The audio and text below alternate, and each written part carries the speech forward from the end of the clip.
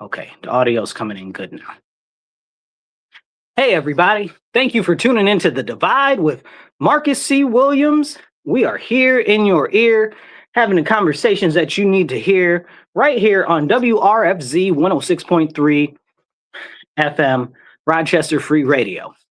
You are listening to the conservative voice of New York State, and we are here to have the conversations that are most important in our nation that don't always get talked about. So thank you for tuning in. Let's make this, we are the #1 conservative talk show in upstate New York. Let's make this the #1 conservative talk show in the whole state. So share this with your friends, with your family. Heck, share it with your enemies and the grumpy people down the street. And if you guys are tuning in online, you can always hit the share button or hit the retweet button. It don't cost you nothing. And drop a comment in the comments. I'll do my best to try to pop your comments up as we go on with the show. And thank you guys that are tuned in on the radio. You guys know that we are here every Monday, 2:30 to 4 p.m. Thank you for tuning in and your listening loyalty. You can also catch us on YouTube, the Marcus C. Williams channel. All right, let's get right into it. So you guys, we have a great show for you today. It is hot as a scorpion in the middle of the sun outside and inside right now. I don't know what's up with the air conditioner. It's not on, it's broken, it's something, but it's hot, y'all. I got a little fan behind me. I'm about to turn that on. So forgive me for 2 seconds because I'm melting like an icicle in the middle of the summer heat. Hold tight.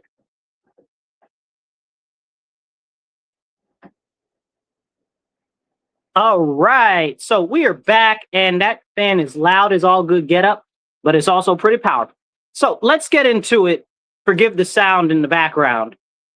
Now, we have a lot going on this year. We've got some local elections where I am and in other parts of the state as well. One of the most important things I always encourage you guys is you got to get active. You got to get active local. That's where you can make the difference. That's where you can make a real impact. Because if you're not going to do it, who else is going to do it? Nobody's coming to save us. Nobody's coming in off a white horse. Nobody's coming in off a cloud. And nobody's definitely not coming out from underneath the ground to come help us. So we have to be the ones to get active. So I always encourage you, whether it's city council or school board or anything in between, get active where you are, at least go find out what's going on. Now, let's talk about where I am. We got a school board race, we got a city council race, we got a mayor's race, and a lot of people, because we are a Democrat-heavy city, believe that the Democrats have everything sewn up. Now, here's the deal, and the truth of the matter is, for 60 years, we've been a Democrat-run city, and the Democrats have been running our city into the ground. Now, if you're a Democrat, you might be like, well, I don't feel like I'm represented, and you'd be right. Because the fact of the matter is the Democrat Party here in Rochester, New York, is not representing other Democrats. They represent themselves, nonprofits, people shady doing backdoorsy deals with them. That's who they represent. They don't represent the people. And if you're from another city that's Democrat run, you might feel the same way that we experience life here. You know, crime is out of control. The education system is collapsing. And you look at it and you say, okay, well, what about economic development? What economic development, right? Like a lot of the businesses, especially the small local businesses, aren't getting the support that they need. So what are these people really doing? The housing prices are out of control. The energy prices are out of control. And the Democrat Party have been the only ones that are in power. So we have to ask ourselves, are the Democrats really helping Democrat constituents? And the answer is no. You know, and me as a Republican, as a conservative, people will say, oh, well, you're just lifting up the Republican banner or whatever. I'm not. Like, it's just the truth.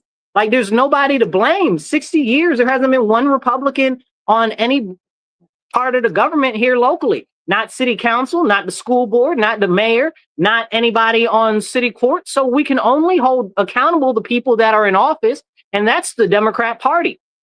And a lot of people now, where I am especially, are so fed up because they've seen the continuous same results from government that they don't even want to participate anymore. And I try to tell them, I said, listen, it's because you've been voting for different people, but every time there's a new person in the office, and they might change the nameplate, it is the same party that is still owning that office.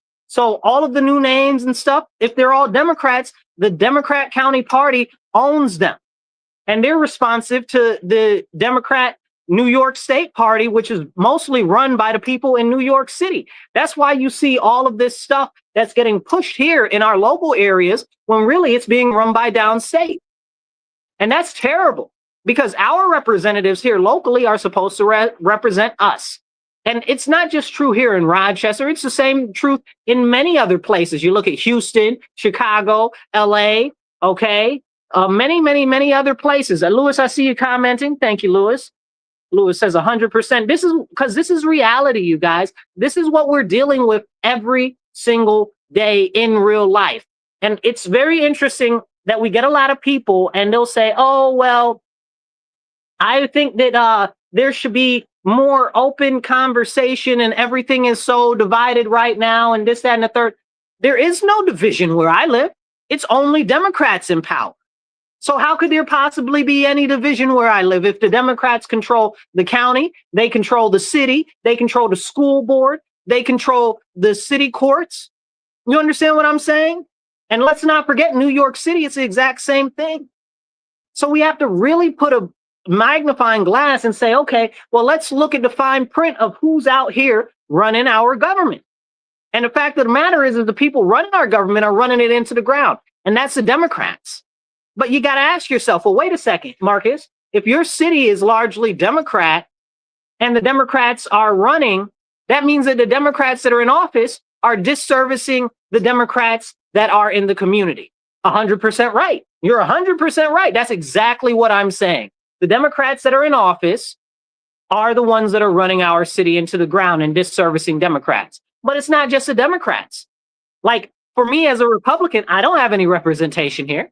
These people are doing crazy stuff. You know, as independents don't have any representation here because it's all one party rule. And we've got to break that up here. But we've also got to break it up in other parts of the country, you know, and you might live in a red city and you feel similar to what I do. But the fact of the matter is the most hardest impact cities by poor policy are Democrat run cities. And we really need to start having a serious conversation and a serious look at that.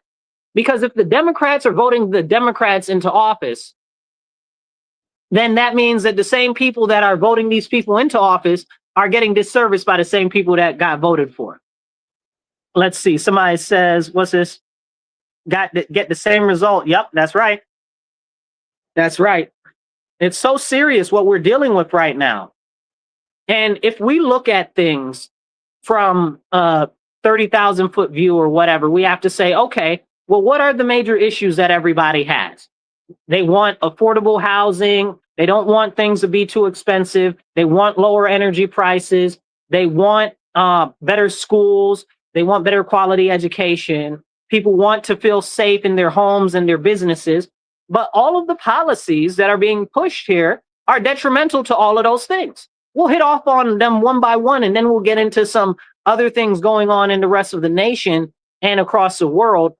And I want to hit on a couple of other points as well. But let's start with the education, right?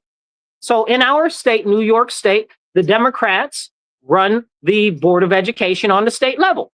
Where I live in the city, they run the Board of Education on the city level. So who's to blame for the poor quality of education? Now, where I live also every year, for at least as long as I've been alive, and here tell it from elders, even before I've been alive, every year they're missing tens of millions of dollars from the school budget. It just poof went into thin air. Now you got to ask yourself, where did that money go? And whenever I bring it up and whenever I question it, they're like, oh, they're not stealing it. I didn't say that they're stealing it, but I am 100% willing to say out my mouth that they are stealing that money because there's no way that tens of millions of dollars just goes poof into thin air every year. Now, right now, our teachers for the last couple of months, all throughout the summer and up until now, many of the teachers and other people that work in the Rochester City School District haven't been getting paid. But they got a $1.4 billion budget. We got the highest budget in the whole nation. The second highest budget in the whole nation. Same difference. But we got the second lowest performing scores in the nation. Make it make sense. So who's at fault here? And again, people say, oh, well, the Republicans, there are no Republicans. Like, I wish there were Republicans to blame for this, right? But we don't even have that as an option. It would be nice, but we don't have that as an option. So we have to look at it for the reality that it is. It's the Democrats that aren't paying our teachers. It's the Democrats that are setting the corrosive standards in our education system. They just got rid of Regents, which is our preliminary test scores to get your diploma. I guess not even preliminary. I guess it's the final test scores to get the diploma. So now they're getting rid of it. They're calling it a whole new way of doing things. What are they calling it? One diploma, one state, or some dumb stuff for marketing.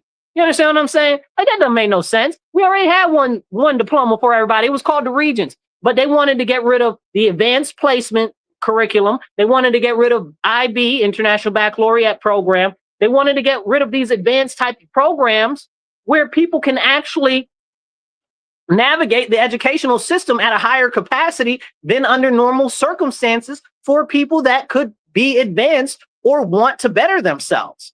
For parents that really want to give their children a better option at life. But no, that's being stolen away by the Democrats on the state level. Why would they do that? Why would they steal the future of our children when we already know that the performance rates are very low? That's terrible. That's tragic. And we deserve better. Our children deserve better. Our future deserves better. You understand what I'm saying? Like, that's not just the children, because the children are going to go into the workforce, and then they're going to impact everyone else that's already in the workforce and everyone else that's retired. So if you're stealing the future away from the children and you're stealing the ability for them to actually be productive members of society, then you're failing everybody. You're destroying our, I guess you would say, way of life, ability to continue to hold up society, everything. And again, like, I wish there was a Republican to blame, but there are no Republicans that are passing these laws. Like, it's all the Democrats. So you have to say, hey, hold on. If you're a Democrat, you have to say, hold on, maybe the Democrats are disservicing me. Maybe I should check into other options. Because remember, if you're a Democrat in the general election like this November 4th, you don't have to vote for somebody in your party. You can vote for anybody, no matter what party they're in. So you really do have options. Don't think that you just have to vote Democrat because you're registered Democrat, you know? And I go back to the thing about the school system, where they're not paying our teachers and the employees at the school district. I guess it started off with like 3,000 people weren't getting paid. Now they're down to a few hundred, which is even still too much. Then they weren't cutting them any type of checks or anything like that. And they were like, oh, well, it's because they switched over to a new system. Who told you to switch over to a new system? Who got the money in their pocket for that whole situation? That's what I want to know. I got so many questions. I really believe 100% what I believe truly and righteously is the fact that they lost that money. That money got put into some sort of an investment vehicle, and they lost the money, so they didn't have enough to pay people. So they were withholding the pay, and they tried to make it like it was something else. Because what else makes any sense? You mean you couldn't use your old previous provider to cut the new checks? Stop playing in my face. You couldn't cut regular checks? Stop playing in my face. I guess they're teachers, right? Like, teachers don't get overtime and stuff like that. Like, maybe the janitor does. You know what I'm saying? But most of these people, you wouldn't have that type of problem calculating what their payments should be. So why weren't you paying them? And who's investigating into this? Right? And again, this is all Democrats, the whole school board, Democrats, the whole city council, which should have oversight over the RCSD, Democrats, and they're not even looking into anything. If it was me, if I was on city council right now, I'd put forth legislation that we need to investigate that. You understand what I'm saying? The city pays like 90% of our city taxes go to pay the school district, which I got a lot to say about that. I'm not very fond of that because, as I said, the school district is failing our children and turning most of them into criminals. Because when you don't see an opportunity to actually better yourself in life, a lot of people lead toward crime or lead to self-harm or self-deletion. You understand what I'm saying? But can we have those conversations on why children have such depression and such sadness, and they feel a lack of probability of success in life? Because the schools are stealing that away from the children. hit the heart button, hit the share button. It don't cost you nothing to hit a like or a share, but it does help the algorithm. So take 2 seconds, drop a like, drop a share, drop a comment just to say hi and hey, you're there. Okay? Even if you drop some emojis and stuff in the comments, it all helps. I appreciate you guys greatly. And we need to have these conversations because these are the important conversations to have, you know? Now, that's just on the education. So for me, what I would do is I'd say we need a whole extra alternative option to the educational system that we have now. It's very clear that the Rochester City School District has failed our children. Like that's not me just saying, oh, well, I want to be judgy and this and that and the third or whatever the case is. That's facts. That's numbers on paper. You understand what I'm saying? Out of their own mouths on their own papers, they say we have a 67% passing grade rate. You understand what I'm saying? 67% graduation rate.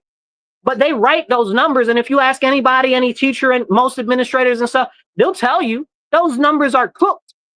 They cooking them books over there with them numbers of graduation. Then you realize that they also have like a non-attendance of something like between 50 to 65%.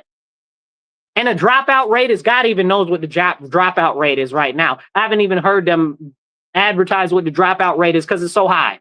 We're probably somewhere at 45% on a dropout rate. And we need to have these conversations for real so we can actually get to the bottom of it.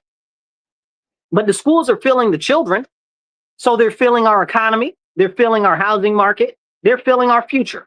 You understand what I'm saying? All of these are contributing factors also to crime. But we can't even talk about that. People don't want to have that serious conversation. And we desperately need to. More than anything right now, we need to have those serious, real conversations. Then we look at other issues, right? Like we've got the issues with if there's so many people that aren't graduating and there's only a 67% graduation rate, where are they going to get jobs? Let's talk about the local economy.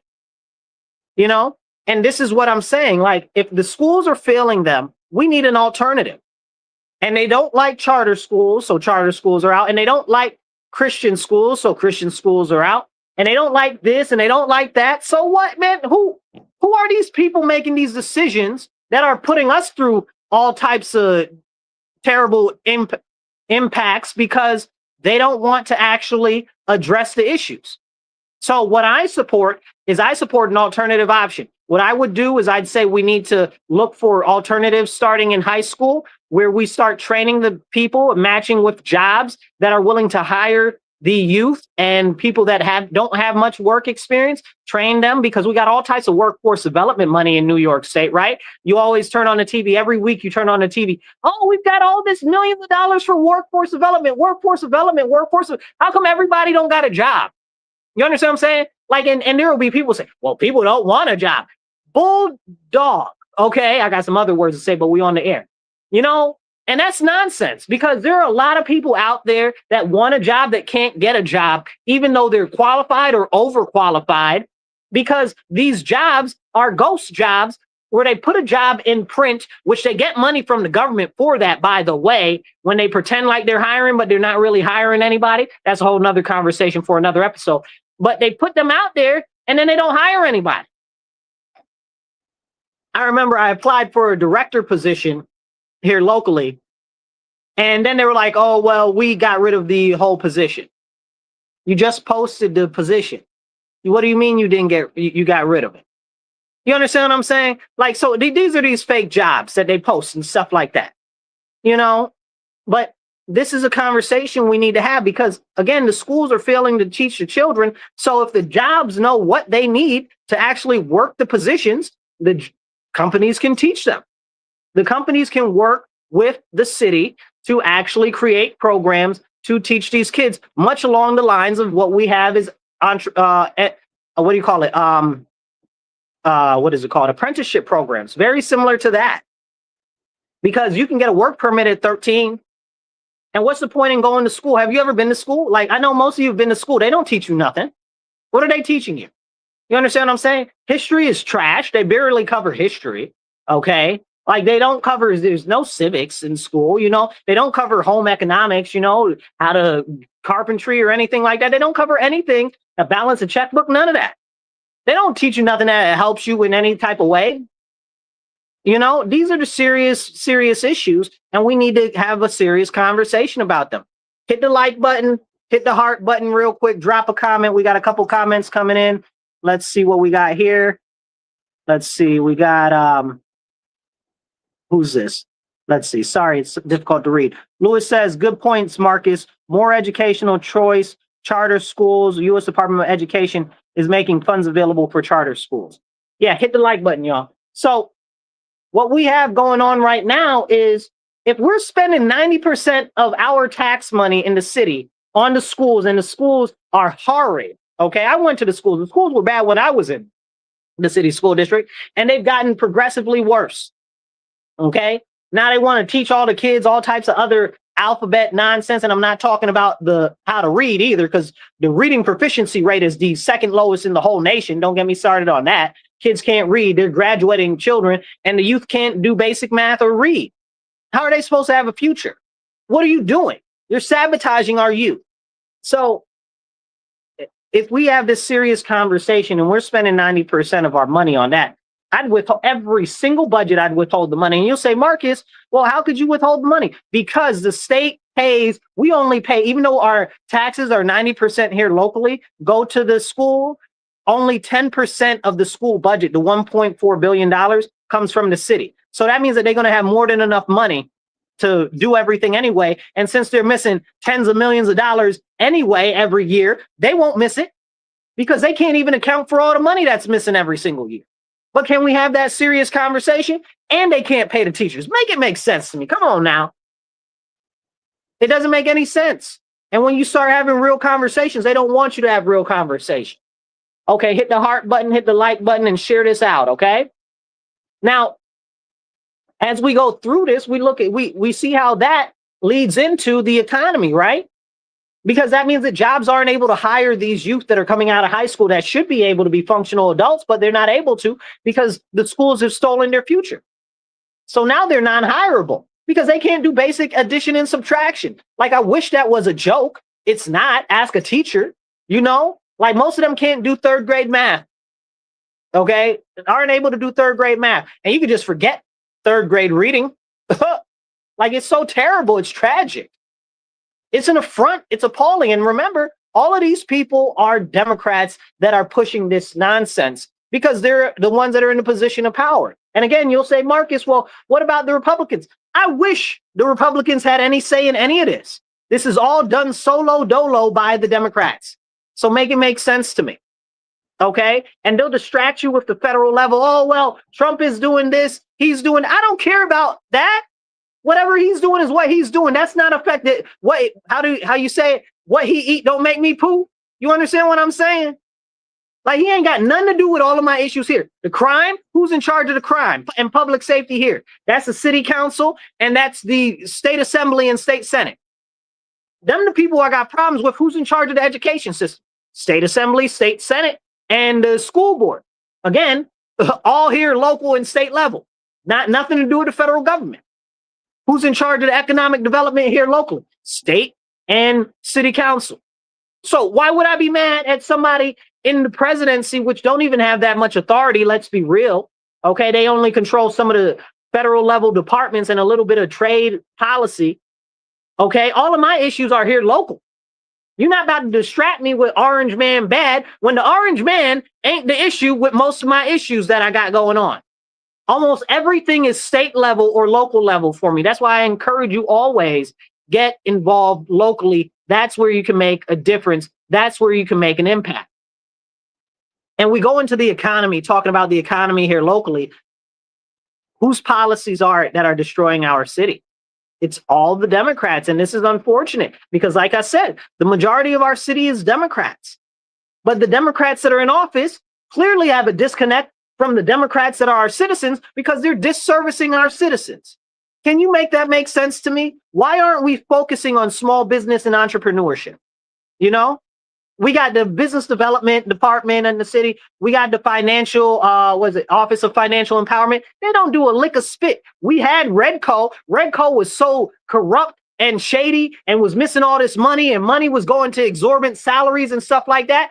They completely essentially dismantled Redco and they gave it to some third party. They gave it to a third party because the governmental office on the city level was too corrupt. Make it make sense. Come on now. Listen, stop me when I'm telling a story here, okay? Because I ain't telling you nothing but facts. So this is important, and we need to have these serious conversations. So without us focusing on local development and local small businesses, how are we going to focus on uplifting our communities? If you're a local business, you're more likely to hire local.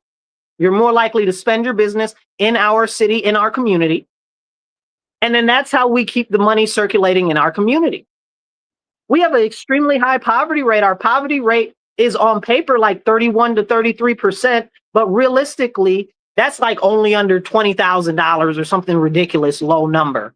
Okay, I forget what it is. Maybe it's 25. Whatever it is way too low, because realistically, you and I both know if you're making $45,000 a year, right now you're poor.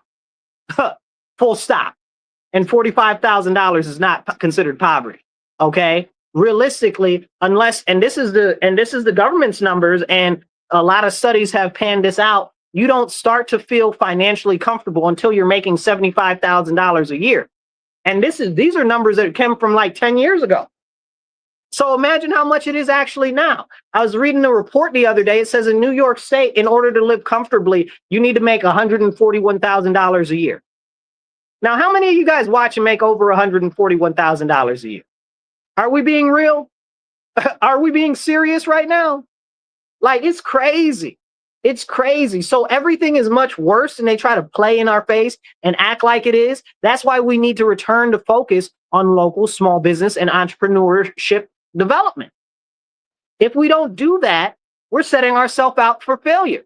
Our local city right now, they always focus in on bringing companies from outside of Rochester into Rochester.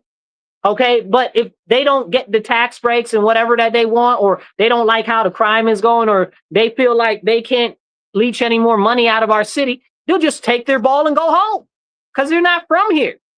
You know, you look at the most successful companies that were in Rochester, they were born in Rochester. Kodak, you know, Xerox, a lot of these other companies, okay?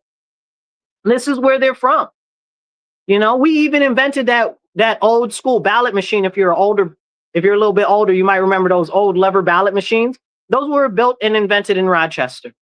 You know, so we got a whole rich history of manufacturing and business development right here, all organic, okay, ingenuity and all of that. But we're not harnessing any of that because of the current administration and the current people on city council. This is why I tell you guys, get involved and get active, because we have to.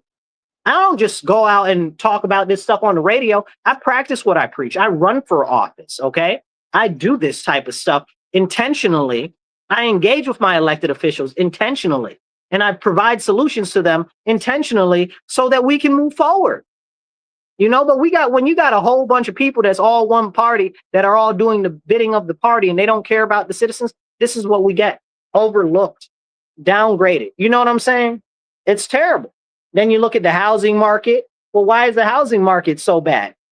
Because they're trying to pull in people from outside of our market. That's inflating the cost of the housing in our market and messing everything up.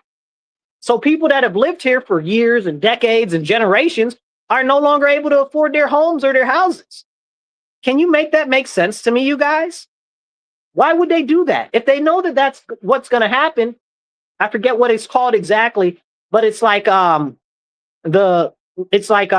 is it called? Like locust type behavior. You understand what I'm saying? There's a word for it. It's locust something. I forget what it is. But essentially what happens is people come from other places and they try to redevelop and change the area into exactly like the place that they left until there's nothing left of the original place. And then they don't like it because now they change it to exactly the same type of place that they came from. And then they leave. And who suffers? The people suffer continuously, always, because they're not focused on us. They want to focus on people from other places, faraway places, California and the Western states and stuff like that. That's not benefiting us. And I'm sure if you live in other states, you probably feel the same way. A lot of what I'm saying rings true for you guys too. Then we got the energy costs.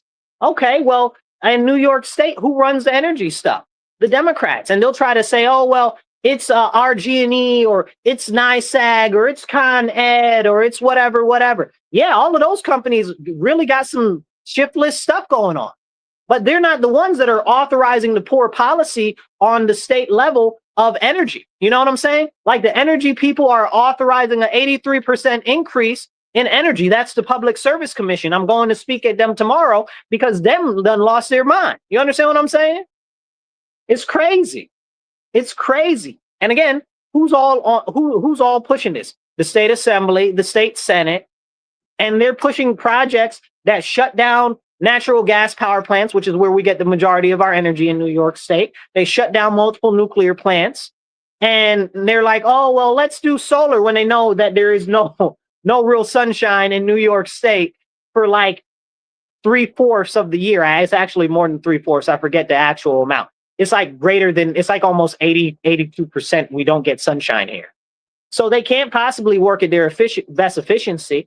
So why are we not using what we have as resources right here? Now we got to buy energy from Canada. Now we got to buy energy from Pennsylvania. We never had to do that before. And that's why your energy costs are going up, because they're putting these tens and hundreds of millions of dollars into solar panels, which aren't even efficient here because we don't get any sun. Who's stupid? And you got to ask yourself, who's behind all of this money, and what are they peddling, and who's getting all this money? Whose cousin's pockets is the money going into, really? Because it doesn't make sense. But the whole point is it's a line of control by the government so that they can have more control over you. If they control the energy, they control everything that you do. We got to be very clear on that. All right, you guys, hold on one second. You guys are tuned in to WRFZ 106.3. You're listening to The Divide with Marcus C. Williams. We are here in your ear, having the conversations that you need to hear. We're here every Monday, 2:30 to 4 p.m. Make sure you tune in and tell a friend. So you guys, if you're listening online, hit the like button, hit the heart, hit the share, get this message out there. We're having important conversations. So that's what it's got going on with energy. Now, we should here locally where I live, I believe very firmly we need to get a small modular nuclear reactor. We got Gunay right up the street for us. It's older than what I've been alive. I think it's the longest continuous running nuclear plant in the nation. It's also the smallest, which is kind of interesting. I was watching a documentary on it about a week or two ago. That was kind of interesting. But, so it works. It's safe. And the new reactors are even way better than the one that we have now. So if we get a couple of those, we could power the whole county, and that's crazy because then we don't have to be reliant on RG&E. Then we don't have to be reliant on what the state is doing with all these other ridiculous energy plans and stuff like that. Where now they're talking about we're going to use less energy in the future. Well, how are you going to use less energy in the future? You must be expecting a whole bunch of people to die or move away. Like, make it make sense to me. Explain it to me like I'm 5. Come on now. Then we look at stuff like the crime and the public safety. Well, who's in charge of that? The state assembly, the state senate, and they're passing all types of terrible laws like the bail reform, like the raise the age. Now they don't want to fix them, even though they see that they're functionally terrible and destroying the communities that they say that they care about so much. They're destroying the communities that are underserved. They're destroying the communities that are in poverty. They're destroying the communities that are the working class. They're destroying the communities that are where Black people live. They're destroying the communities that are where the Puerto Ricans live. What are they doing, right? You got to start to ask yourself, well, how is that happening if they say that they care about them? Because the fact of the matter is they don't. They're yanking your chain, you guys. The Democrats are yanking your chain. And I'm not, again, this is if you're a Democrat voter. You don't have to vote Democrat. I'm not telling you to change your party. I'm just telling you when November rolls around or when early voting rolls around, think twice before you vote for all the Democrats because they're the ones that are doing this to you. Then they got a state level law that they're trying to pass that the Republicans and some other people are trying to pass. It's called the Protect Act. Okay. Now, I support the Protect Act. It's not my favorite bill. I'll tell you why. Because while I support the bill, it's not strong enough. I don't need them to do the Protect Act. I need them to amend bail reform and amend raise the age laws. But the Protect Act is a very good first step. The problem is, instead of actually doing what the Democrats need to do, they won't even do this. Make it make sense. We've had to fight Kathy for years, Governor Kathy and the state assembly for years to even amend the discovery laws. And they just did that. Like, can we have these serious conversations And they didn't even do those the way that they should have, but they did help it a little bit. But they the ones who passed it to begin with and didn't change them for years. We're like, I think this is like 6 years in to the discovery laws, and they're just fixing them right now a little bit. And this is the problem. And again, who do you hold accountable? The people that are in these offices. And everybody's signature, everybody's vote on these things are all Democrats. So if you are a Democrat, I'm telling you, you got to hold these people accountable. It's not just when it comes to election, it's all year round. Once they're in office, you got to be demanding accountability that they do what they say. You understand? That's important. So that's just even talking about the state level. We could talk about the local level where we're a sanctuary city and they're trying to make it so we don't have where ICE or the Border Patrol can do anything to stop the illegal aliens and stuff like that. What is up with that? The other day they slashed the tires on a Border Patrol vehicle.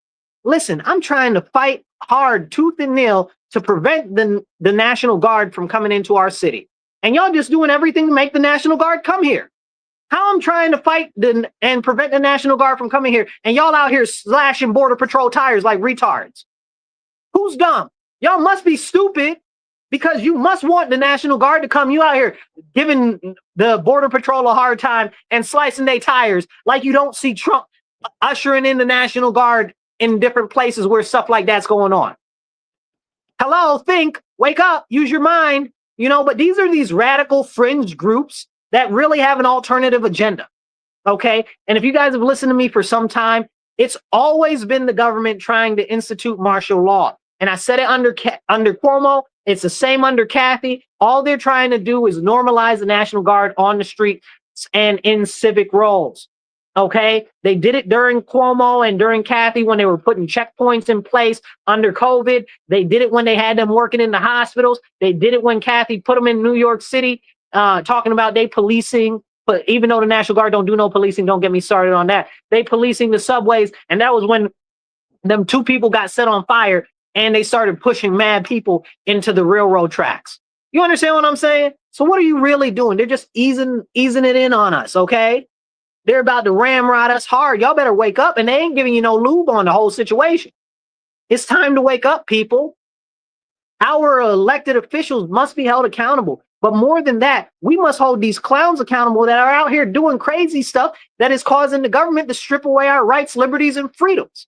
You understand? Like, this is very, very, very important.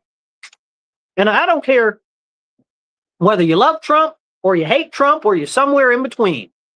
What I care about is the fact that the National Guard should not be used for policing duties. Then you got these people talking about, oh, well, the National Guard should be here to help. The National Guard can't help with state level laws. Hello, is this thing on? Let me tap it, make sure. Tap, tap. Okay. You understand what I'm saying? The National Guard, let me say that again so y'all know. The National Guard can't do anything about state level laws, people. That means all of these criminals, most of our issues out here with the criminals, the shootings, the stabbings, all of this stuff, you're talking state level law, not federal law. The federal government can't even do nothing about that. While we do have some issues that I'd like the DEA to address, while we do have some issues that I'd like the ATF to address, even though I'm not too fond of the ATF or the DEA, individual agents excluded, y'all know who y'all are, but I don't really want them to have to do this. I want our state level laws to actually put criminals in jail, because the feds can't put all these criminals in jail. The guy that got stabbed to death last night by the illegal alien, yeah, the feds are trying to pick him up, but the mayor and the city council are like, oh, well, you can't take him because he's an illegal alien and we're a sanctuary city. Y'all better kick rocks with that noise. You understand what I'm saying? Like, he need to go. He need to be deported. Stab that poor man up. Okay? Like, he shouldn't have been here in the first place. That's the whole problem to begin with. Like, we're too soft on these illegal aliens, but they out here robbing, killing, and human trafficking people. Okay. And we can't even have that conversation. I've had conversations with you guys before where they've brought in Border Patrol and ICE and stuff to try to shut down human smuggling rings in Rochester. And these fools are out here trying to stop them from shutting down the human smuggling rings. Like, y'all like human smuggling? Y'all like the fact that they're human trafficking and sex trafficking these little girls and little boys? Have you ever heard a story from a sex trafficking survivor? How about have you ever heard of anybody that's had their organs cut out of them and sold? Can we talk about that? Because that's a big thing too. And then we got bloodletting, where they're stealing blood from the youth, which is a whole nother conversation, which we can't even talk about because y'all don't want ICE to break up the human smuggling rings because they're going to deport illegal aliens. Man, that's crazy. That's crazy. Like, you just don't want to protect our own citizens. That's a problem. But this guy, this illegal alien that stabbed this dude up, now they're trying to stop ICE from picking him up. That's crazy to me. As if we didn't have enough crime in the city already. But that's only one example of the federal government actually being able to do anything. Otherwise, it would only be the state laws, and they probably would have let him out tomorrow. And I wish I was joking, but they've let multiple people out that are murderers. They let the one dude out that was charged with attempted murder, that beat his girlfriend bloody. Then he got out of jail because they let him out because of bail reform, and he killed his girlfriend. This was like 3 weeks ago. It's less than a month ago that this happened, and everybody acts like they forgot. I bet you the family of the deceased didn't forget. These are serious issues and serious problems. But it's not being addressed. Then we got city council that's out here doing all types of crazy laws and stuff like that.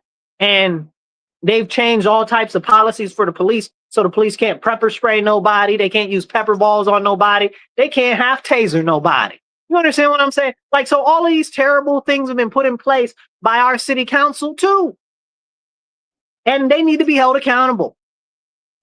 You know, it's crazy. It's absolutely crazy.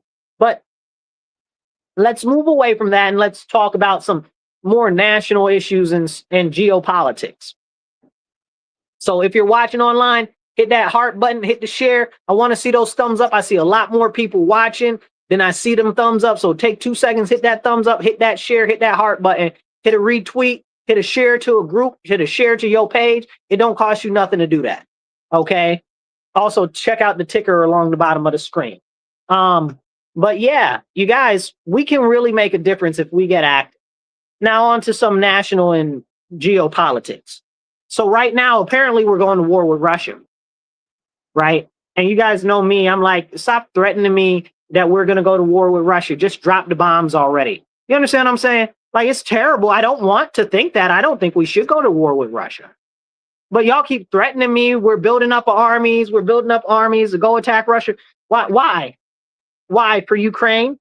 We don't even have any treaties with Ukraine. You understand what I'm saying? So you really have to start asking your question. But you know who has interest in Ukraine? Chase, Berkshire Hathaway. Okay. Who else? You know what I'm saying? A lot of other people, including Goldman Sachs. Okay. Oracle has some farms there. Okay. Are any of these names starting to sound familiar?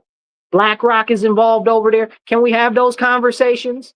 Like, y'all know we toppled the Gaddafi empire, okay, over there in Libya, not because we didn't like him anymore, not because he was trying to go to an African standard, not because he was trying to irrigate, okay, what do you call the desert over there? You know the desert I'm talking about over there, the Sahara.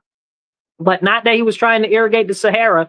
We went over there because Goldman Sachs lost all of Gaddafi's money. It was like 1.4, no, it was $10.4 billion, or was it even, it might have even been $1 trillion. I don't remember off the top of my head right now. I wish I had the number. Somebody pull up the money of how much of Gaddafi's money that Goldman Sachs lost and drop it in the comments. But anyway, we lost all his money, and his finance minister was like, yo, we told you guys to put the money into stocks that were less likely to be volatile and low volatility stocks and stuff like that. And they lost all their money. So the finance minister from Libya said, okay, well, if y'all don't give us our money back, we're going to kill you. Okay. And they were like, oh, no, Mr. President, Miss Hillary Clinton. Oh, no, Mr. Obama, because they donate to all their campaigns. Oh, no. Okay. Paul Ryan. Oh, no, all these people, because they fund all the campaigns. It's all one big party, and you ain't in it, you know? So They were like, yeah, you got to do something about this guy because he's going to kill us and we won't donate to your campaigns anymore. We'll run somebody against you to get rid of you that will serve our best interests. Like, what was the other scam that happened in Malaysia? The 1MDB scam? Go look that up. Craziness. Goldman Sachs always involved in some nonsense. Okay? But yeah. So, but this is what they do, you know? They're all invested in Ukraine, and that's why they want us to go to war with them, because Russia is the last great empire that is left. They are the ones that are the largest Christian nation. They are the only ones that are fighting back against the Western monopoly that is being pushed by the billionaire elites to strangle all of our society. They're pushing back against the digital currency. They're pushing back against all of this nonsense and insanity with the World Health Organization and all of that. Now, that don't make them good. Don't get it twisted. I'm not saying that they're good, but I'm saying that they're the only nation in the world that's powerful enough and able to stand up to all of these people that are disserving our interests. So now we're going to war with them. Okay. We've been going to war with them since before I was born. Go ahead, go to war already. Stop threatening me. You know what I'm saying? Either it's going to happen or it's not going to happen, but the anticipation is ridiculous. Okay. And the build up. They're just doing it so that they can have a giant war to kill off a large portion of the population of the world. That's what they want, so that they can easily have more control over the people. That's the end game right there. Do with that information as you will. Now we got all of this stuff where now they're talking about, oh, Ukraine is going to be the staging ground for a massive assault on Russia and all of this crazy stuff. And we're going to grind Russia down and all of this stuff and all of that stuff. Man, it's crazy, y'all. It's crazy. But what does that have to do with us at all as Americans? I hate to say it. Ukraine don't got nothing to do with me. It don't got nothing to do with my interest. Ukraine ain't doing a pop, skip, or a jump for me, you know, or for you. And they got all our money. And they never going to pay it back. Zelensky said, we never pay in America back their money. I'd have smacked him in his face on live TV. Full stop. Full stop. You're not about to disrespect me like you disrespected Trump. Okay, I'd have smacked the teeth out the back of his mouth.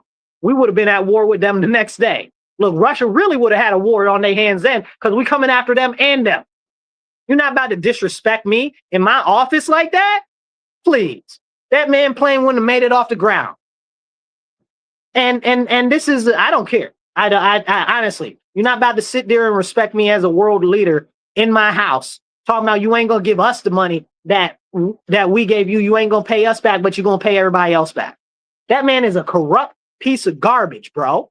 Okay, and he's disservicing his people. He's killed his own people, and we need to have that serious conversation. He's over there destroying churches and raping nuns and putting preachers in jail and executing them. He's gotten rid of all of his competition. He's shut down all of the media outlets except for the state-run media outlets. Homeboy is a whole tyrant. And you see all of these people. Now he got all these houses all across the world and stuff like that. But we're not going to talk about it.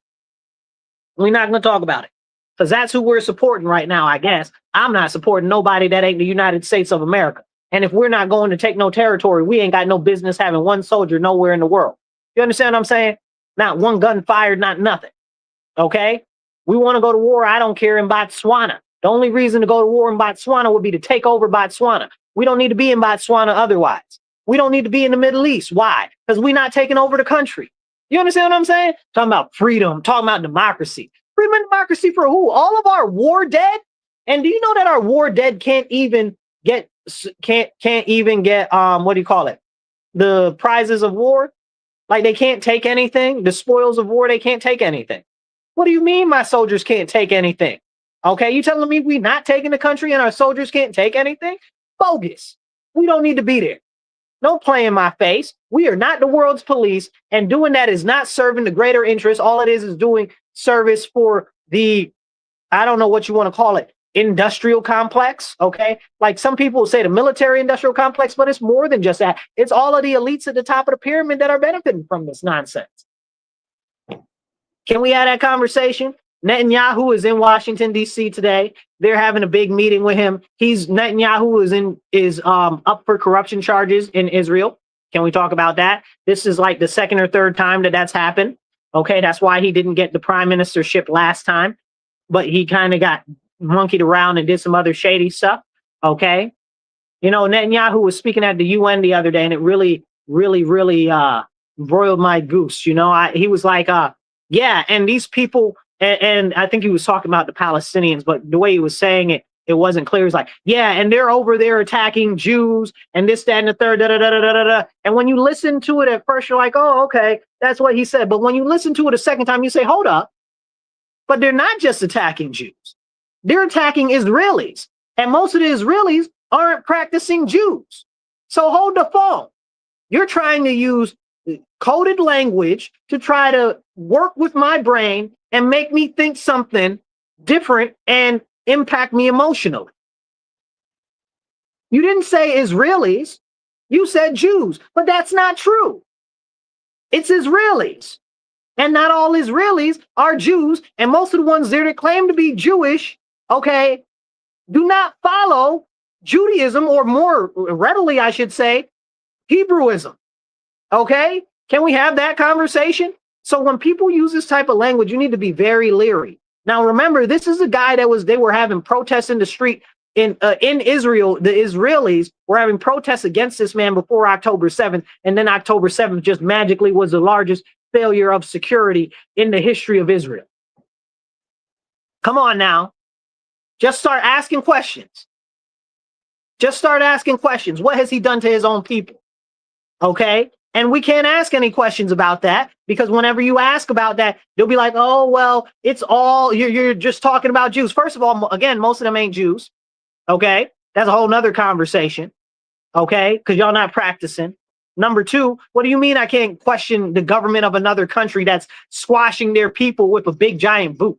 Because that's what the government of Israel is doing. It's stomping all over their own constitution and all over their people in Israel. And you telling me I can't question them, but I can question my own government? You tell me I can't question Mossad, which is the best. Like, credit where credit is due. Mossad is the dopest intelligence agency in the world. Don't nobody got nothing on Mossad, okay? Nobody. They ain't got nothing on, the CIA ain't got nothing on them. Nobody. Mossad is number one. So you mean to tell me knowing what intelligence agencies do, like MI5, MI6, like the United States CIA, okay, me knowing what they do, toppling governments, private assassinations, stuff like that, okay, me knowing what they do, it's okay for me to question here, but I can't question over there. Stop playing in my face. Stop playing in my face. Okay, and me questioning the intent of Netanyahu, forbid that his own people are questioning his intent, forbid that he's on a corruption trial, forbid that his wife was all in all types of scandals too, okay? But we can't talk about that. We can't talk, why can't we talk about that? And then he's sitting up here in the president's face playing him like a chump, okay? And again, I don't care whether you like Trump or don't like Trump. I don't like foreign governments playing in the face of our leader, right? Because you ain't got to like Trump to see that somebody's basically playing in our face as Americans. Okay. Again, that goes with Zelensky. That goes with Netanyahu. That goes with Macron. Okay. That's why the president poo-pooed on Macron the other day. But I'm not going to talk about Macron today, because y'all know how I feel about France. But these are the important conversations to have. When there are nations, other nations that have different forms of government, and their government is taking advantage of the United States, I don't care whether it's Vietnam or it's freaking Taiwan, we should be able to talk about it openly. Openly. You understand what I'm saying? But we don't see, the problem is when they distract you with everything else, they throw so much at you, you can't see a lot of what is happening. When our own allies are undermining the United States, are the people that are in power in those countries our allies? Like the nation might be, okay, but are the people in power? Again, I lean on Macron when I talk about that, okay? The president of France, piece of crap, okay?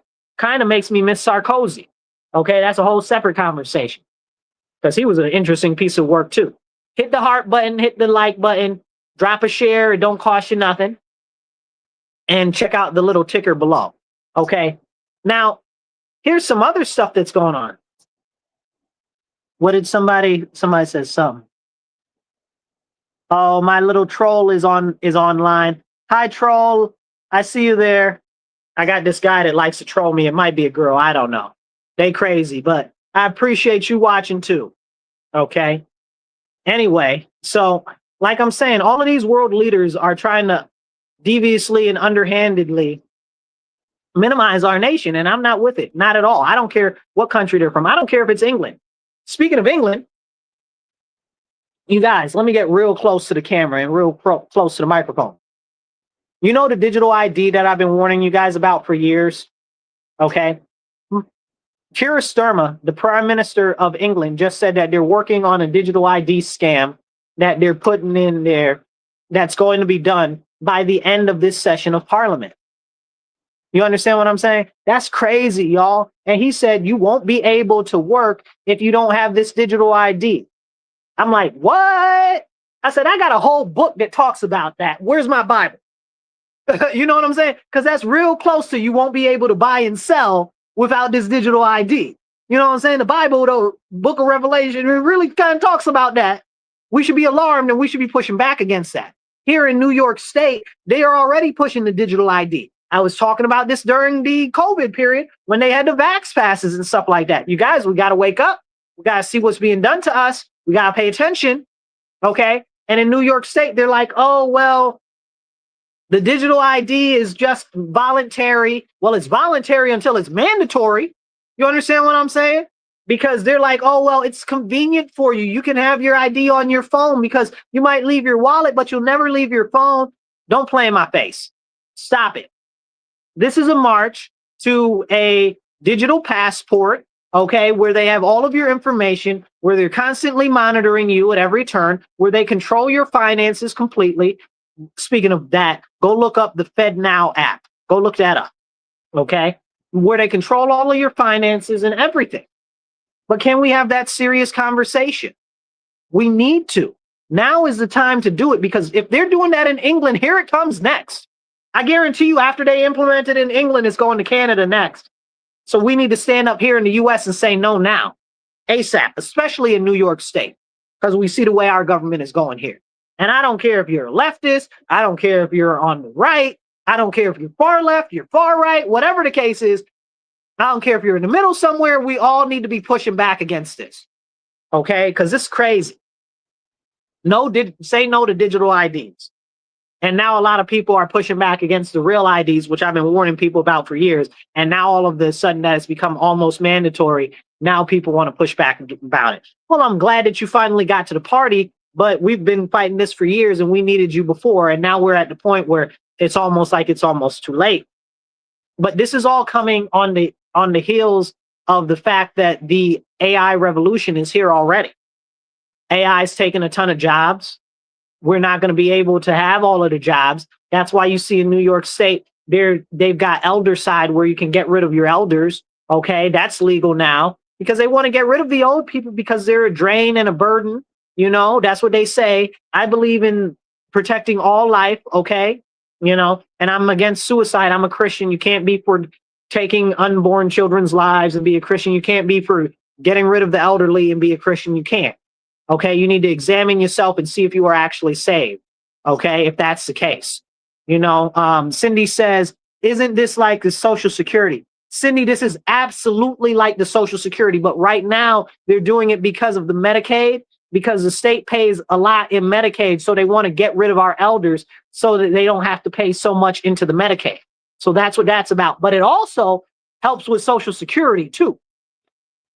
So don't think it's just the state government that's okay with it. That's why the federal government isn't trying to shut it down, even though the state's trying to push it. Excuse me 1 second. I got to blow my nose. It's dust. But that's why the state is trying to push it right now, because they know that they don't have enough money. What's his name? Tom DiNapoli? DiNapoli? Phenomena, whatever his name is. Y'all know who I'm talking about. Tom DiNapoli or whatever his name is. He's the, what do you call it? He's the guy in charge of the money and the records for the state of New York. I forget exactly what that office is. If you guys remember what that office is that he has, drop it in the comments. Anyway, He's the guy that's in charge of the money for the state. And he's like, listen, he's a Democrat too, by the way. He's like, listen, we don't have no money. We're not going to have no money. We're going to be in a deep, deep, deep budget deficit. And Kathy's just like, spend all the money you got. Burn it like it's a fire sale. Where's that money going? It's going into her pocket. She's telling people leave the state. If they're Republicans, they could just leave the state because they're not wanted here. How are you going to tell me that my own state that I was born in, that I love so much, doesn't want me? Who the flying monkey's uncle do you think you are, Miss Erie County? Oh, you don't forgot where you came from. Now you act like you serve New York City. Because again, this goes back to the first thing that I was saying early. These Democrats in office, they don't serve our cities. They don't serve other Democrats. They serve New York City Democrats. And I'm not talking about the people in New York City. I'm talking about the politicians. And we need to make sure that we are holding them accountable, especially if you are a Democrat. You got to hold these people accountable, y'all. I hold the Republicans accountable. I hold them accountable. If they don't do something that I'm not fond of, I'm going to call it out on them. Okay? And all of my representatives here are Democrats, so I'm talking to them all the time. Okay? Not because I want to, but because I have to. Because it's necessary for us to redress our grievances with our government. That's the First Amendment. Y'all don't get the First Amendment, yo. Everybody's like, free speech, free speech. The First Amendment, yes, is free speech, but it's not about free speech. It's about holding your government accountable. That is what the First Amendment is. So why do you have free speech? So you can hold the government accountable. Why do you have free press? So you can hold the government accountable. Why do you have the right to redress your grievances with the government? So you can hold the government accountable. It's not about freedom of speech like you think that it is. It is about freedom of speech, but it's about freedom of speech so you can hold your elected officials accountable, because they don't have that in other countries. You look at right now in England, okay, where they're speaking up against what their government is doing, and they're putting them in jail. They're putting you in jail in England for posting a meme, for sharing a meme. You go to jail. It's crazy. And we need to stand up here and now in the United States, because there won't be a later. Hit the heart button real quick. Hit the share. Get this message out there. Tell people to follow my page. Okay, we got to get more people involved in having these important conversations. Okay, all of this is very important, you know. So they're getting rid of the elders. Why do you think in last year in Monroe County, matter of fact, the last 3 years, there have been more children aborted in Monroe County than there have been born? I'm going to say that again because I don't think you guys are hearing me. In the last 3 years, there have been more children aborted every single year in my county than have been given birth to. That is a very serious problem, y'all. And now they're out to get rid of our elders. Come on, people. We got to take word and take heed. We got to pay attention to what's going on. They're trying to get rid of every one of us. So when they tell you, oh, well, it's about carbon and this and that, that you're the carbon that they want to eliminate. You're the carbon they want to eliminate. Remember, we are carbon-based beings. So when they're talking about they want to get rid of the carbon, they're talking about you. When they're talking about they cutting down all of these trees for solar panels, they're talking about getting rid of you and your oxygen. Because where do we get oxygen from? The trees, y'all. Okay, hello, wake up. You know, and this is the conversation that we need to have. All of this, get rid of the trees, get rid of the carbon, get rid of this, get rid of that. They're trying to get rid of you. Control the energy, control the finances, control the food. All of it is about controlling you. All of it's about controlling you. And these are the reasons why we have the First Amendment and why we must speak up. Everybody talks freedom of speech, but they miss the point that it is 3 parts of the First Amendment. And all of it is about holding the government accountable. Because if you don't hold the government accountable, nobody's going to. They'll be like, oh, freedom of press. It's for the newspapers and stuff like that. No, it's not. Freedom of press is not for the newspapers. Freedom of press is for you. It's for me. It means that I can write something up, I can print it up, and I can go hand it out. That's what freedom of press is about. So they try to craft it like, oh, it's about the news media and stuff like that. No, it's not. It's about you as an individual citizen. Remember, the Bill of Rights is for our citizens. It is to protect our God-given rights. I'm going to say that again because it needs to be said. The Bill of Rights is about protecting Americans' individual God-given rights. Okay? That's what the Bill of Rights is about. That's what the First Amendment is about. It's not about corporations. It's about the individual. That's what we have to understand. The First Amendment applies to you and to all of the other individuals in our country. We are the ones that are the bulwark of our society. We are the ones that must stand up when our government is doing stuff that's outside of the realm that it's supposed to be doing. Look at all of this government expansion. I can talk to you about how the Democrats are out here trying to expand the government. Oh, the government needs to run the supermarkets. The government needs to run this. The government needs to run that. The government can't run itself, y'all. The government can't run itself. Why you want the government to run everything else? They ran Social Security into the ground. Now we don't have any money for Social Security. Now they're like, oh, we got to increase the Social Security age. Nah, don't increase the Social Security age. Forget that. Just give me my money back. That's it. And I want Bitcoin interest on it, by the way. Okay? Give me my money back and give me the interest on it that I really deserve. Because you can invest your own money better than the government can.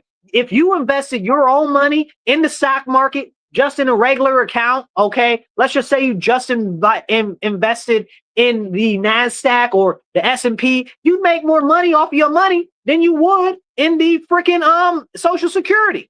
You never getting that money back. Let me control my own money, because the government out there consistently spending your money, my money, on stuff that don't got nothing to do with us, and they be acting real funny and stank nose when you ask them where your money going. You understand what I'm saying?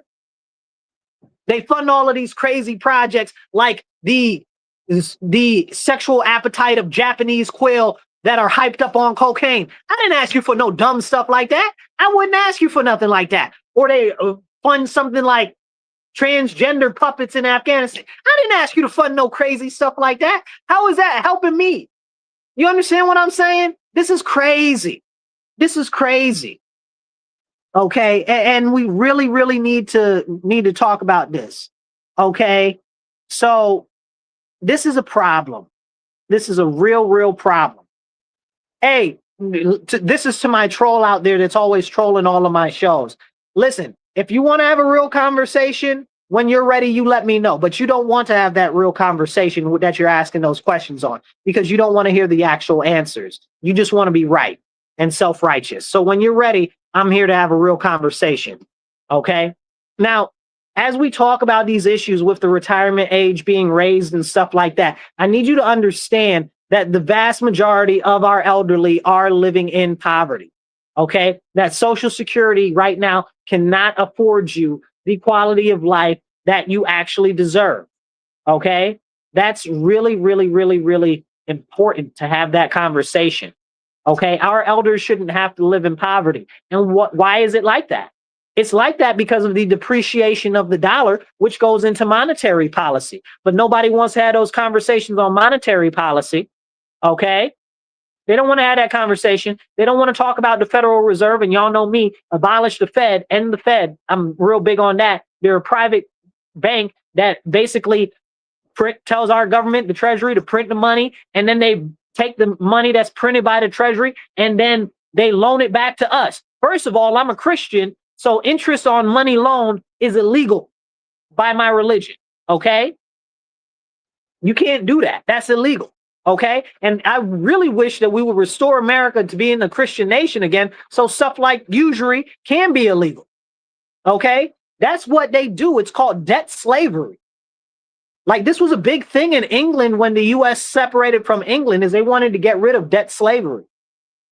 So this is something that we need to have real serious conversations about, but we've gotten so far away from the righteous path and from Christianity that we can't have real conversations on the founding principles and morals of our nation, because people are like, oh, well, separation of church and state. But there is no separation of church and state. That's not anywhere in the Constitution or anything. That came from some letter Thomas Jefferson wrote, but that wasn't even about keeping the church out of government. It was about stopping the government from creating its own church, like in England, like how the King Henry created the Anglican Church because he wanted to be able to divorce his wives and kill his wives and all of this type of crazy stuff. And the Catholic Church was against that. So he formed his own religion and kicked the Catholics out of England. And then he was the head. And then they were persecuting other people that wanted to still be Catholics, that wanted to still uphold the righteous ways. Hello? That's why they didn't want that in our government. They didn't want our government to form its own church.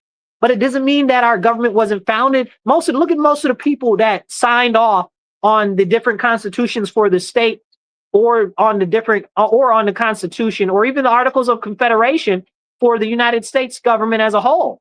Most of them were pastors. Can we have that conversation? Almost all of the people, I think less than, except for like 3 or 4 that signed the Constitution for the United States of America, were all Christian. Okay, it's been said, I forget who said it specifically.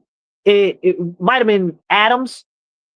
I can't remember whether it was Adams or whether it was Franklin. I believe it was Adams. And he said that our nation was founded on principles that were only good for people that had a morality that was based in religion.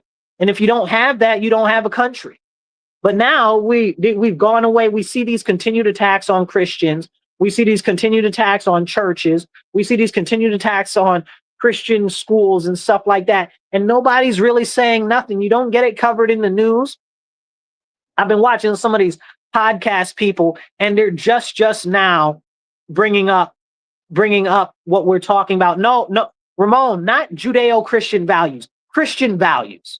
Judeo-Christian is a falsehood that they push, so it ingrains us more with people that are trying to push us to lean one way to favor a specific nation. It's not Judeo-Christian values, it's Christian values. Okay, that's like saying conspiracy theory. You know, it was taken up by the CIA to make people sound crazy. So it's actually Christian values. But I appreciate that, Ramon. You're 100% on track with that. So if we move away from these values, okay, that our nation was founded upon, that's why we see all the turmoil. If our government is only formed for people that are based in Christian religion, okay, and now here you are trying to get God out of everything, get the Bible out of everything, get prayer out of everything, you know, even taking away the 10 commandments, okay, which, by the way, the 10 commandments are like core philosophies in almost all of the major religions in the world. You know what I'm saying? Like, can we have that conversation? Like, we can't, because what's going on is they're pushing this ridiculous religious atheism. I'm going to say that again. Y'all write this down. Go take a note. Okay, they're pushing religious atheism. And that's a serious problem, because and I encourage you to go read, what's the name of that book? The Crowd by, what's his name? Gustavo. I forget the guy's name, but the book is The Crowd. It's from like the 1800s. Go read that book or listen to it on audio. It's real serious. It'll explain to you why we're in the problems that we are and why we have religious atheism, and why they're trying to replace Christianity with religious atheism. Look, they got flags for alphabet stuff and stuff like that in the church. And you know good and daggone well that all of that alphabet stuff don't got nothing to do with the church, okay? That is completely against biblical principles. But why are they trying to bring it into the church? Because they want to make it like it's religious. And it's not. But at the same time, they'll tell you, oh, no, it's not a religion. Yes, it is a religion. So if you are one of those people that is out there that says religion doesn't have any place in the government, then them alphabet flags and all of that alphabet nonsense don't have no place in our government neither. Full stop. Because that's what it is. That's what we're talking about right now. So let's see. Ramon says, it isn't leftists. What does it say? Isn't leftists are silent on Islam? Yes, that's very true. They are silent on Islam and the rising issue with Islam in America. See, what people don't understand or they don't want to comprehend is they'll say, oh, well, all Muslims aren't bad or whatever the case is. It doesn't matter whether the people are bad or not. What it matters is what the religion that they subscribe to says. And what it says is that if you are a member of Islam, you are to go to other countries, undermine those countries until you can gain enough strength to take over those countries. And that's exactly what's happening in Michigan right now, where they crashed into that church and set that church on fire. Now they trying to say that the guy is somebody or some other thing. I don't know where he is, but it's very ironic that that church was shot up and set on fire in Michigan. I'm just saying, where Islam is going crazy over there, where they're having Islam marches out in the street talking about death to America, they're going to tear down America. Y'all should watch some of the videos. Go watch some of the videos in Michigan that are going on of all of these Islamist parades and stuff like that. I didn't say people that follow Islam. I said Islamists, because that's what they are. That's what they are. They're trying to tear apart the seams of our nation, and it's a serious, serious problem. Why? Because they have taken over the power in those areas. So now they are deteriorating our nation from within. And this happened also, additionally, because of all the illegal aliens that were let into our country under the previous administration. And that's a serious conversation. Thank you for bringing that up, Ramon. Let's see. We got some other comments here. Let's see. Ramon says, Ramon, what you talking about? Ramon says, this is a problem. The alphabet flags and other political messages has no business in the house of God. You're 100% right on that, on portion of that. I don't believe not that political messages don't have any place in the church, because if you look at the Bible and you read the Bible for the scripture, which a lot of people don't do, they like to take stuff out of context. Look, the Bible is all about being a treatise on political engagement and political activity. Moses, Joshua, Elijah, Elisha, who else? Lots of them. David. We can keep going. Solomon. We can keep going down the line. Okay. It's all about being politically involved and uphold. And it even gives us the instructions in the Bible that we're supposed to actually train up our own leaders and elect our own leaders to high positions, not people that are outside of the faith. But you got a whole bunch of Christians out here running around voting for all types of other people that aren't even Christians, that are consistently voting against Christian values and Christian morals. And then you wonder why there's so much corruption and perversion in our nation. Make it make sense, Ramon. You know what I'm saying? Hit the like button, hit the share button, you guys. We're having the important conversations. It don't cost you nothing to share or to hit the like button. Every like helps the algorithm. Or even just drop a comment in the comments and say, hey, I'm listening. Hey, I love your show. Give me a thumbs up, whatever. You know what I'm saying? Even if you're like this crazy troll that I got, I love him too, okay? He be trolling me so hard, but he be commenting all the time. I appreciate you too. One time you'll come around and then we can have a real serious, truthful conversation, even though I know you don't really want to, okay? Oh, yeah, look, my troll actually helped out. I appreciate you. He said it's called The Crowd, a study of the popular mind by Gustave Le Bon. Thank you, troll. I appreciate you. Look at the troll coming through. I'm going to even put your comment up there. Good job, troll. I appreciate you. So, look, man, and me talking about my troll right here, it's important for us to remember that we need to have dialogue with people that even don't agree with us all the time, because the fact of the matter is the government as a entity, okay, left, right, indifferent, Republican, Democrat, center, it doesn't matter, bull moose, okay, porcupine, okay, libertarian, whatever you want to identify yourself as, the government, the entity of the government only exists to subsist itself and grow itself to oppress all of us. That's why I'm so far against all of this nonsense expansion of government. I want the government to do less. The government don't even govern. You understand what I'm saying? It's like the first part of the word government is govern. They don't do that. They don't do that. They can barely control themselves. So that's a very serious conversation. I appreciate you. And we need to have those important conversations, because at the end of the day, at some point, we have to realize that we have a lot more in common than we have that are different for the vast majority of our population, unless you're like some sort of a crazy nihilist or anarchist or something like that. And I have thought about this, you guys, and this is important. So share this video right now real quick. Hit the like button, hit the share button, drop a comment. So I've thought about this really, really hard with these freaking so-called socialists or democratic socialists or Democrat socialists or social democrats or whatever they're calling themselves, the Fabian Society, whatever they are this week, you know what I'm saying? Communists of America, whatever. I've had a serious thought about them. Most of their members aren't socialists and aren't communists. What they actually want is, they don't want those things. They actually want a confederation. They want a confederation because they really want to keep their independent individual rights. They don't want encroachment by the government on their rights, but they do want some cooperative stuff and work to be done. So really, they want confederations, not socialism, but they don't know about forms of government. They don't know about forms of economics. So when the socialists and the communists come around, they're like, yeah, this is what's best. And it sounds good. It's like dripping honey in your ear. It sounds so good, but really it's poison. You understand what I'm saying? That's what they're pushing. But again, like I said, they're not even real socialists or communists. They want these two things.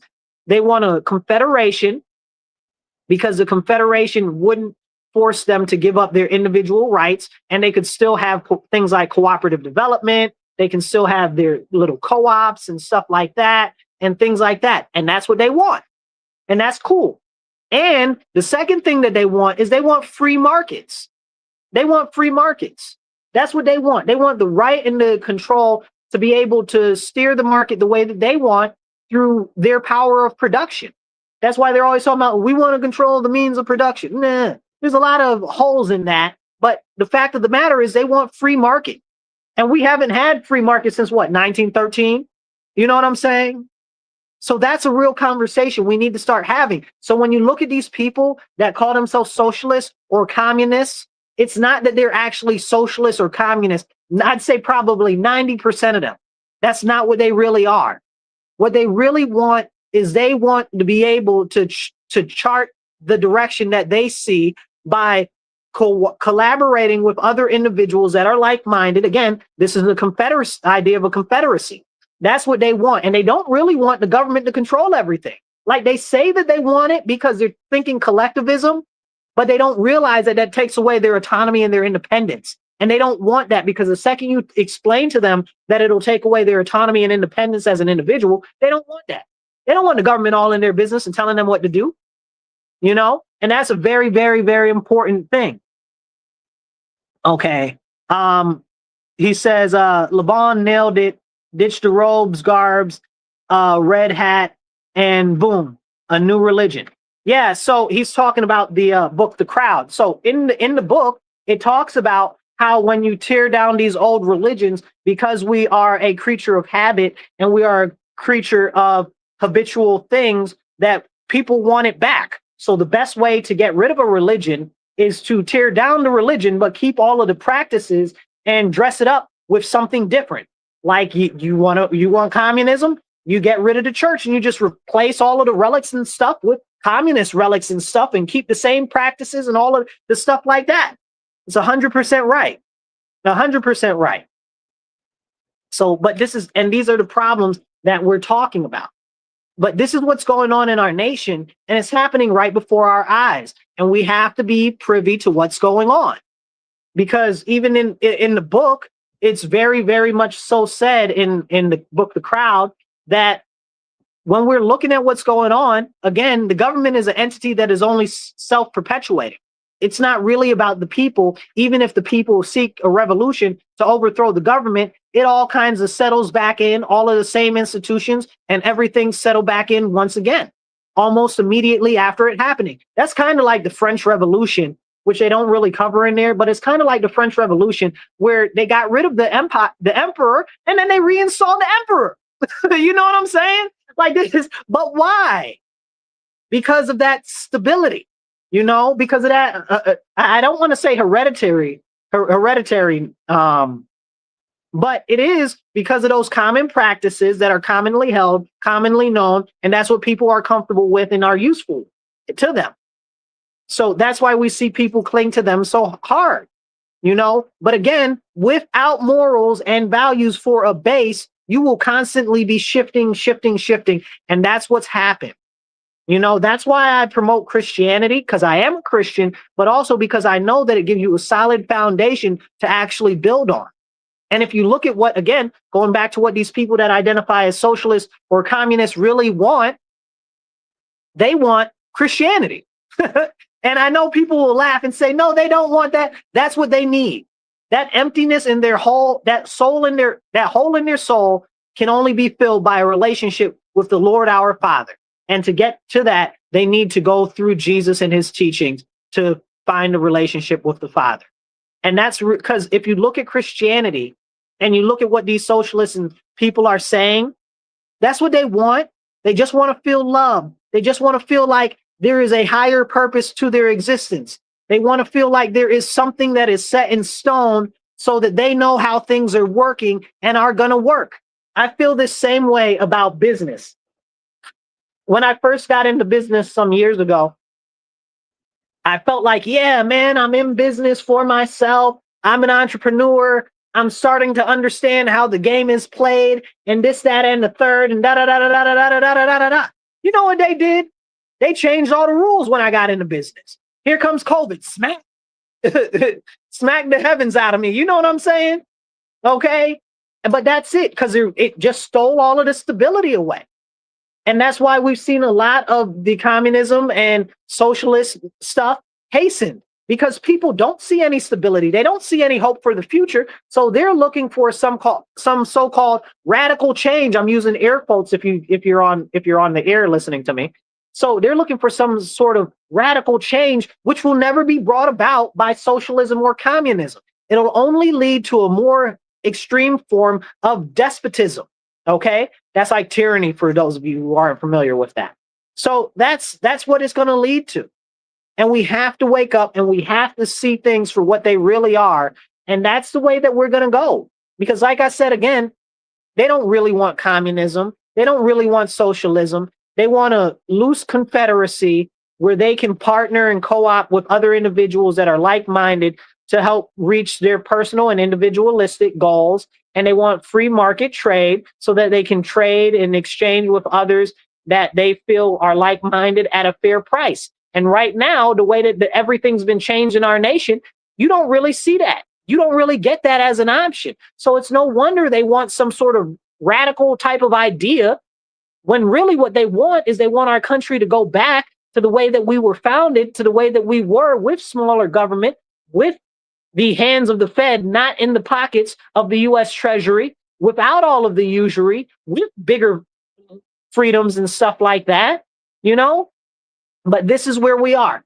You guys, if you're listening on the radio, I love you guys. Remember, tune in next week, 2:30 to 4 p.m. on The Divide with Marcus C. Williams. You're listening to us on WRFZ 106.3. Go on my website, go on my YouTube, the Marcus C. Williams channel. You can find the rest of the shows there and all of the playlists there for our show. I'll catch you guys later. Remember, stand up, speak up, and don't shut up. Take action. Y'all be blessed and be well.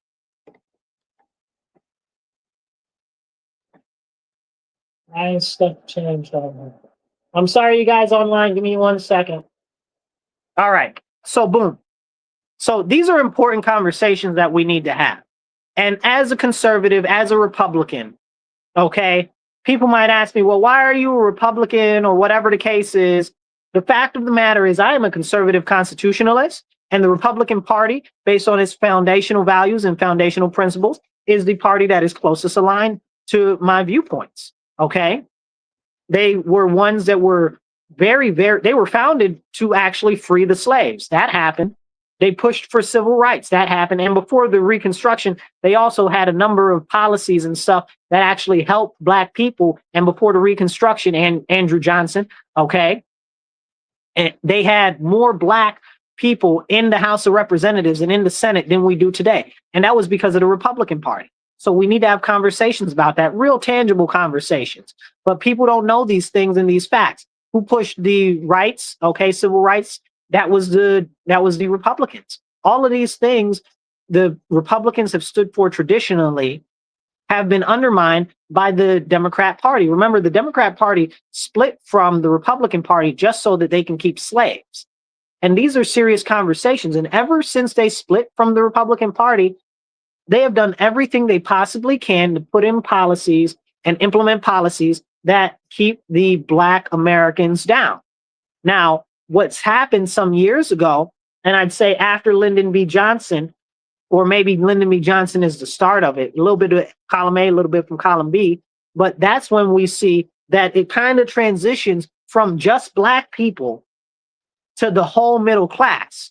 Because by that time, under Lyndon B. Johnson, they really messed Black people up so bad that they kind of had Black people in hand. So now they felt like they could go after everybody else in the middle class, like they go after the middle class whites and everybody else, Puerto Ricans and everybody. But this is a conversation that we don't have openly because the Democrats have warped the minds of so many people, okay? And they just think that the Democrat Party is the ish. You know what I'm saying? But they definitely are the ish, and they need to be flushed down the toilet, okay? Because what I see very clearly is the Democrats that are part of the Democrat Party, that are registered Democrats that are not in power, are not holding their Democrat elected officials accountable. And that's why things are so terrible. You know, what happened during Biden with the illegal aliens? For years and decades, the Democrats were against that. What happened under Biden? Why did that change? Well, what was the purpose of bringing all of those people in? Well, it undermines the middle and the working class. You guys, you got to think with your head. Think with your head, y'all. All of this is actively against the middle class and the working class. And that's why they're trying to tear us all down so that they can maintain power and control. That's why you look at the blue cities that are predominantly all run by Democrats, and they're so crap. I love my city, but it's crap because of these policies that they've put in. They've destroyed businesses. That's why we're part of the Rust Belt. You understand what I'm saying? Like, they've run the businesses out. I was at the Scope banquet the other day. That's the Shooters Committee on Political Education. And we were talking about how they ran, what do you call them? How they ran multiple different companies out of the state, like the rifle manufacturers and the pistol manufacturers, and even the air gun people, you know? And we were talking about that, again, all through policy. But that doesn't even touch on the horrible policies from the state level that actually hurt other small businesses, like the high taxes, like the crazy high regulations that continue to grow and grow every single day. So you wonder why these people that call themselves socialists and communists are pushing back so hard. It's because they don't see any possibility of a difference, of a change. And right now, the Republican Party is a bastion for restoration of our nation. And more people are starting to see that. I wish more of the people that are on the far left would wake up and see that, because I definitely believe that while a lot of them might not be Republicans, a lot of them would actually be more moderate if they understood most of the actual hardcore values and philosophies of Republicans. But it's up to us to actually get out and champion that, because for too many years in all of these blue spaces, the Democrats have been carrying water for the Republicans. So they're out there telling people what the Republicans are about. Republicans are about this, Republicans are about that. Lies, always lies. You know, right now they're like, the Republicans are going to shut down the government. No, they're not. The Republicans have a continuing resolution right now to prevent the shutdown of the government, and there's no extra filler in there. Trust me, y'all know how I hate all that extra filler, but there's no extra filler in there, and the Democrats don't want to sign the continuing resolution just because they want stuff that was put in the big beautiful bill to be pulled out. So they're willing to shut down the whole government if they don't get their way, like spoiled brats. Like, that's crazy to me. You know how many people, like, and it's crazy because the Democrats are supposed to be all pro-union and pro-workers' rights and stuff like this. And you're going to shut down the government for a continuing resolution that doesn't have any fluff in it? Like, I hate continuing resolutions. If you guys have followed me for some time, I can't stand a continuing resolution. I don't want one continuing resolution for as long as I live. I want an actual full budget. Okay? But you know what I'm saying? They say that they care about the workers so much, and they got these crazy labor unions out here talking about, oh, well, some of them, not all of them. Oh, well, we're ready to commit to a shutdown if it means giving Donald Trump and the Republicans a hard time. Are you dumb? Like, what do they say? Don't cut off your nose to spite your face. You know, like, you're shooting yourself in the foot. And these are unions that are supposed to represent all of these people. Like, you're really willing to hamstring yourself to try to get your way. Now, what if they don't capitulate? I wouldn't capitulate. I'd be like, I wish you would. You just won't get nothing. You won't get nothing if it was up to me. And the goal is by the Democrats to push this so that they get more votes in the midterms. But to get more votes in the midterms, they're willing to collapse the government and put many people out of work. Make that make sense. If these people really cared about you, that wouldn't be what they're about. And they're like, oh, well, we want them to work with us. You're not working with them. You're not trying to work with them. The bill already passed, and now you're trying to change stuff because you're not happy with the way that the bill was. What's that got to do with our actual budget? You understand what I'm saying? Like, you don't care about our budget. You don't care about the people. Show me you care about the people. You know, because they say that they do, right? Like me, I'm completely shut down the government, shrink the government, get rid of half of the government workforce, all of that. That's me, right? But they say that they care about the government workers and all of this stuff. They say they care about the government workers and all of this stuff, but they don't. They're not doing anything except hurting them. Why would you hurt the people that you say that you care about? You understand what I'm saying? And the people can be mad at the Republicans on a national level as much as you want. Okay? But in general, the people that are hurt by these type of things are not the people that the Republicans say that they're pushing for. You understand? Like, so, but when you say that you stand for somebody, you need to stand for them. But by doing this, you're hurting the people that you say that you stand for. And it goes right back to what I was saying about my city. My city is largely Democrat. It's like 12-1. On voting, it's like 7-1. But if everybody is voting as a Democrat and the people that are in the office are Democrat and the people that are in the office are hurting the people in the public that are Democrat, they're not serving the Democrats. And we need to understand that this is what's going on and this is what's being done. The Democrat Party isn't serving anybody but themselves. They're playing in your face. And that's why you have to hold them accountable if you're a Democrat. I'm not a Democrat, but I hold them accountable anyway. But more so over if you are an actual Democrat. And I'm not telling you to switch your party and become a Republican or anything like that. If you have true conservative values, if you look into Republicanism, the foundational principles of Republicanism, and you look into conservatism, and you decide that all of those things align with you, come on over. If they don't, maybe you switch to independent. Maybe you don't switch at all, but you hold them accountable. Somebody got to. You know, and if you voted for them, you need to hold them accountable. Trust and believe. All of my elected officials know who I am, even the ones that aren't my elected officials, because I redress my grievances with my government, because they're supposed to be a representative government. You're supposed to represent me. So once you start doing stuff that don't represent me, especially stuff that's harming me or making my community unsafe or unprosperous, we're gonna have words. I'm gonna talk to you. You know, I'm gonna talk to you like a grown adult. I'm going to propose some solutions because I'm about that solution life, you know, and I know they don't have all the answers. But when y'all out there serving other people that aren't our citizens, it's problematic. And I'm so sick of these self-serving politicians. And we got to have a better conversation on it. That's what I got for you guys. Make sure that you hit the share button, hit the like button. It don't cost you nothing. Drop a couple of comments. It don't hurt you to just say hey or hi or drop some emojis, you know? Do that and share this out, and I'll catch up with you guys next week. Make sure you're following my page or subscribe to my page, depending on what site you're on.